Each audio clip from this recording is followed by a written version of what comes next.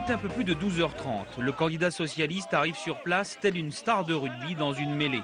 Non sans difficulté, il réussit à se rendre avec les représentants de l'intersyndicale sur une scène improvisée. Le message est clair, il n'est pas question pour lui de laisser tomber les salariés de Florange et d'Hayange. Il faut qu'une loi soit très rapidement adoptée pour traiter ces situations. Quand une grande firme ne veut plus d'une unité de production, mais ne veut pas non plus la céder, nous en ferions obligation pour que des repreneurs viennent et puissent donner une activité supplémentaire. La solution, ça suppose d'abord de faire pression sur Mittal pour qu'il réouvre le plus vite possible les hauts fourneaux. La solution, c'est si Mittal ne veut pas garder cette activité, qu'il la cède à ce moment-là à un repreneur qui puisse la faire vivre. Des solutions, c'est Ulco, ce projet de grande modernisation qui va permettre de faire travailler ce site. La solution, c'est d'avoir confiance dans l'industrie sidérurgique et de la soutenir dans la durée et pas simplement lorsqu'il y a une difficulté. Voilà, la solution. Le problème, c'est que toutes ces solutions égrenées par le candidat n'ont pas été mises en œuvre, ce qui a amené, on s'en souvient, en décembre, à l'annonce de la fermeture définitive des hauts fourneaux. Du coup, les ouvriers lui reprochent ses promesses de campagne. Alors, question, ces promesses étaient-elles imprudentes et a-t-il eu tort de tenir ses propos avec le recul, Guy Alvez? On est dans le cas classique du discours de campagne électorale qui, dans la durée, va se confronter au discours de réalité du quotidien. La vraie question, est-ce que François Hollande pouvait tenir un autre discours à ce moment-là? Je ne pense pas.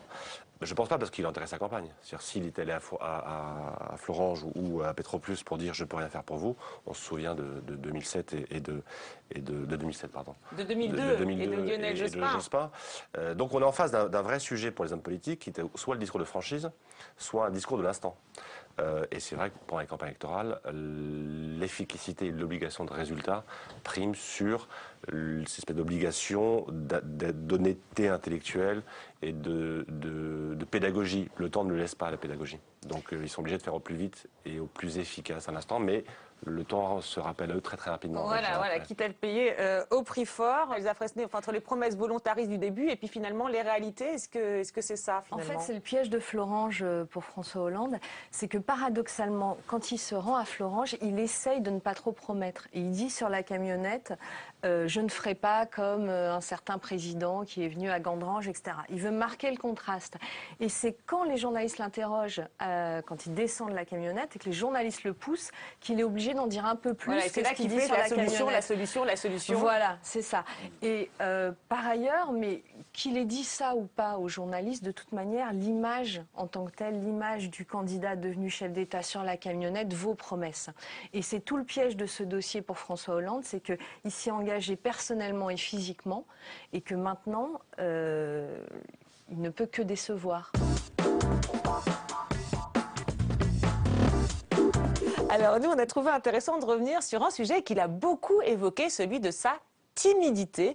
On commence par la manière dont il en parlait avant d'être à Matignon en mai 2006. On l'écoute. Il ne faut pas sous-estimer que c'est souvent une épreuve à chaque fois pour franchir un cap. Une épreuve sur moi-même, parce que cette timidité naturelle m'oblige à faire un effort supplémentaire que d'autres ne font pas, parce que ils sont plus spontanés, ils n'ont pas de complexe de se mettre en scène, d'aller vers les autres. Voilà, timidité naturelle, dit-il en 2006. On l'écoute maintenant en mai 2012 lors de sa nomination à Matignon. Quand on apprend qu'on devient le 20e Premier ministre de la Ve République, on pense qu'il y a une émotion. Vous savez, je ne l'ai pas caché cette émotion, même si je suis quelqu'un de pudique et réservé, et même un peu timide. Et même un peu timide en mai 2012. On l'écoute maintenant quelques mois plus tard, lorsqu'il est bien installé à Matignon. Est-ce que c'est pas un cauchemar d'être à Matignon quand on est timide? Non, je vais vous dire, je n'ai éprouvé aucune inquiétude lorsque je suis arrivé à Matignon. J'avais l'impression d'avoir déjà été là. C'est presque une confidence que je vous fais là. Ça ne m'a pas du tout impressionné. J'ai l'expérience de toute façon du pouvoir. J'ai l'expérience de l'État, je connais. Tout en restant timide? Non, réservé, c'est pas la même chose. La réserve, je vous ai expliqué le sens. Non, mais une certaine forme de timidité telle qu'elle est perçue. Alors là, évidemment, la question qu'on se pose, c'est timide ou pas. On va vous faire réagir, je m'en vous qui le connaissez depuis longtemps, mais peut-être un petit mot, Sophie Cadalen, sur la manière d'en parler et sur l'évolution de cette manière de parler, cette chose très personnelle qui est la timidité, qui n'est pas toujours facile quand on est homme politique de premier plan. Oui, alors moi je trouve ça tout à fait cohérent, cette espèce d'évolution, ce passage de moins en moins timide. De timidité à réserve. C'est quelque chose qui n'est pas rare chez les humains, et notamment qui peut s'entendre en travail d'analyse, mais c'est quelque part le dépassement de cette timidité qui a été posée comme non, c'est pas pour moi. Il dit si, c'est pour moi. Et d'ailleurs, il le dit, je trouve ça très puissant. Quand il dit je suis arrivé à Matignon, je connaissais, c'était chez moi. Enfin, il le dit à sa manière. Voilà, il y a quelque chose qui le révèle dans une intention quelque part très claire, très cohérente, une espèce de bulldozer qui est allé. Et son regard sur lui-même évolue, selon vous, entre ce qu'il dit en 2006 et 2012. Voilà, c'est un regard sur lui-même qui évolue en fonction de ce qu'il fait, de ce qu'il peut faire. Enfin, c'est comme ça que vous, que vous l'entendez, évidemment. Et puis surtout, je crois que oui, là où il est là aujourd'hui, il peut plus s'affirmer comme timide. Encore un petit mot. Est-ce qu'il vous disait ça aussi à vous, les journalistes de Nantes, qu'il était timide? Il n'a jamais été timide, c'est une évidence. C'est quelqu'un qui incarne vraiment l'homme de l'Ouest, même plus, lui, il est des Mauges. Alors les Mauges, c'est à côté de Cholet, c'est une terre d'humilité. Dites-nous comment on est dans les Mauges pour ceux qui connaissent pas. Mais il y a un devoir d'humilité, c'est vraiment une terre... c'est pas timidité. Non, c'est de l'humilité, c'est-à-dire qu'on ne se met pas en avant. Il est hors de question de se mettre en avant. Si vous mettez en avant dans ce genre de société, vous vous excluez vous-même.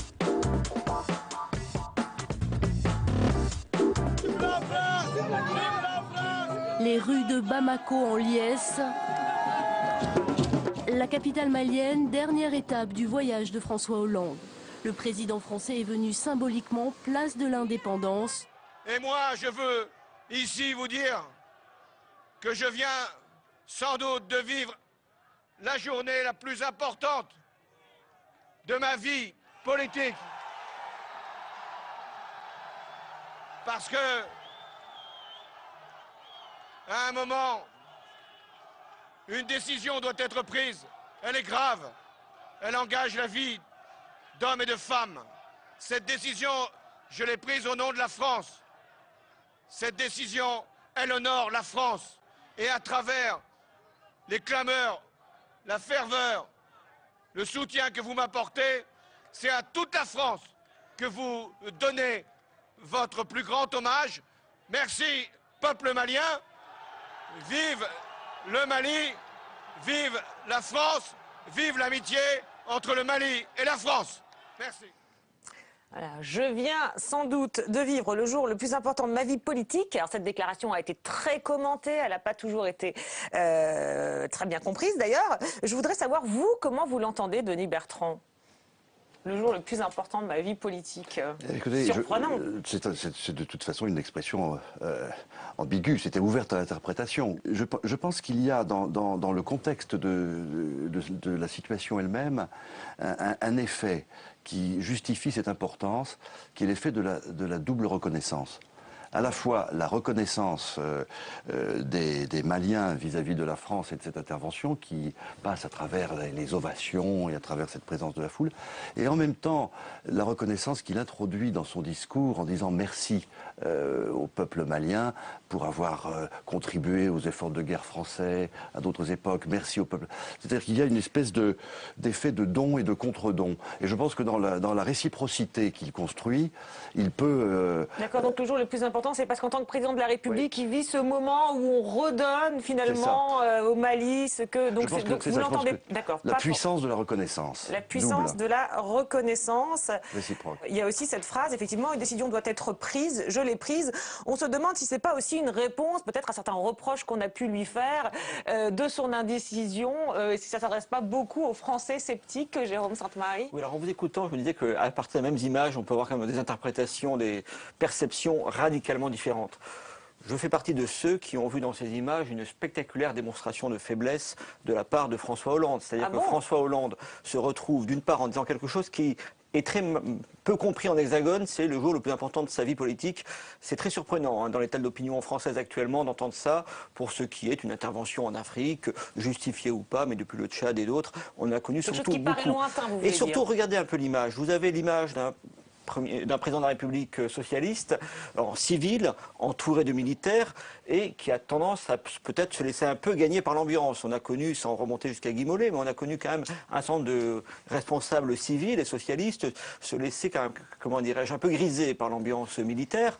Et là, il tient des propos qui font effectivement appel à l'histoire. On est un peu dans l'outrance, on a une rhétorique assez curieuse sur le don et le contre-don par rapport à l'époque où les Maliens, certes, venaient en France, mais c'est un peu vieux, vous voulez dire. C'était pas totalement sur la base du volontariat, c'était, rappelons-le, quand même, l'Empire colonial. D'où l'importance du contre-don, peut-être. Et que donc, on est sur quelque chose qui est qui pourrait facilement paraître comme peu raisonnable.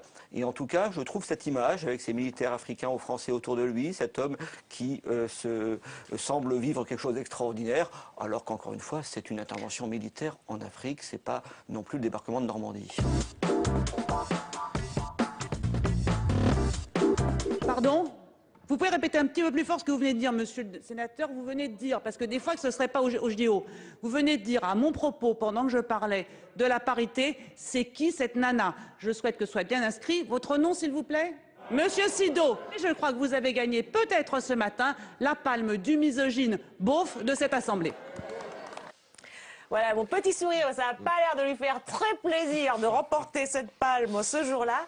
Et enfin, dernière technique dont on a beaucoup parlé, celle de Christiane Taubira, dont les performances rhétoriques ont été saluées lors du débat du projet de loi sur le mariage homo. Je vous propose de l'écouter justement là, dans un hommage adressé aux hommes de l'Assemblée. Il y a des choses que ce texte ne pourra pas accomplir. Notamment, il ne supprimera pas les jeux amoureux, ni chez les hétérosexuels, ni chez les homosexuels. Et il restera toujours beaucoup de femmes pour vous regarder, messieurs, pour vous observer, pour essayer de percevoir derrière vos carapaces la tendresse qui parfois vous habite, pour essayer de percer les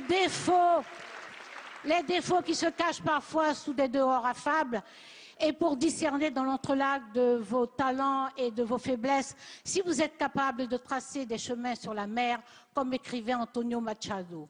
Et une fois qu'elles vous auront jaugé, les femmes décideront soit de vous faire languir, soit de vous séduire. Et ce texte n'y pourra rien, vous serez toujours soit en grâce, soit en péril. Voilà, et là, c'est vraiment la femme qui parle. Hein. Alors, on va revenir sur ces différents styles et différentes techniques, mais d'abord, Jean Garrigue, on a l'impression quand même là que ça tourne un peu à la guerre des sexes dans l'hémicycle, non? Oui, ça, je pense que c'est une vraie nouveauté, peut-être de cette législature. C'est que un certain nombre de femmes se sont emparées du féminisme, en fait, et essayent quand même de plaquer, en tout cas d'inscrire ce féminisme dans précisément les enjeux de ce débat parlementaire, d'autant plus qu'il est médiatisé. Donc je pense que ça c'est quand même quelque chose d'assez nouveau, en tout cas beaucoup plus systématique que ça ne l'était auparavant. Pour Christiane Taubira, c'est autre chose. C'est le dernier mohican de la culture humaniste à l'Assemblée nationale. C'est pour moi le dernier grand orateur. Et quand on cherche à faire l'inventaire des grands discours politiques, des grands discours parlementaires de ces 20-30 dernières années, on retourne très souvent sur elle. Oui, alors vous dites donc les femmes se sont emparées, hein, et donc c'est peut-être ça la nouveauté finalement, et c'est peut-être pour ça qu'on en parle davantage, du féminisme dans les styles de réponse. Qu'en pensez-vous? Le discours de Christiane Taubira, pour moi, n'est pas un discours féministe. Au contraire, il est un discours, pas au contraire, il est différent. Il assume le propos d'une femme qui s'adresse aux hommes, et c'est tout à fait exceptionnel parce qu'en général, soit les femmes sont féministes et elles sont plutôt dans le combat, soit elles essaient d'oublier ou de faire oublier qu'elles sont femmes parce qu'elles perdent de la légitimité. Là, Christiane Taubira assume son rôle de femme parce qu'elle a l'arme qu'il faut, elle a l'art oratoire.